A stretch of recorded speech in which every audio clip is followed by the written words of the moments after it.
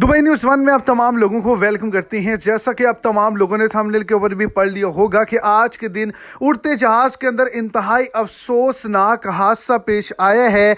दरवाजा जहाज का खुल जाने की वजह से जो मुसाफिर हैं वो हवा में उड़ गए और बहुत ही अलमनाक खौफनाक जो मनाजर है वो देखने को मिले। इसकी क्या वजूहात हैं, इस पर एक बड़ी रिपोर्ट को जारी किया गया। तो वीडियो की तफसीलात को जानने के लिए वीडियो को एंड तक लाजमी तौर पर देखें और अगर इस चैनल पर फर्स्ट टाइम है तो लाजमी से चैनल को सब्सक्राइब करें, वीडियो को लाइक करें और अपने दोस्तों तक इसको ज्यादा से ज्यादा शेयर करें। चलते जहाज का इमरजेंसी गेट खुल जाने की वजह से प्रेशर जो हवा का था उसकी वजह से जहाज का जो बैलेंस है वो बिगड़ गया और प्रेशर हवा की वजह से तमाम जो मुसाफिर थे उनके अंदर खौफ तारी हो गया और उन्होंने चीखों पुकार शुरू कर दी।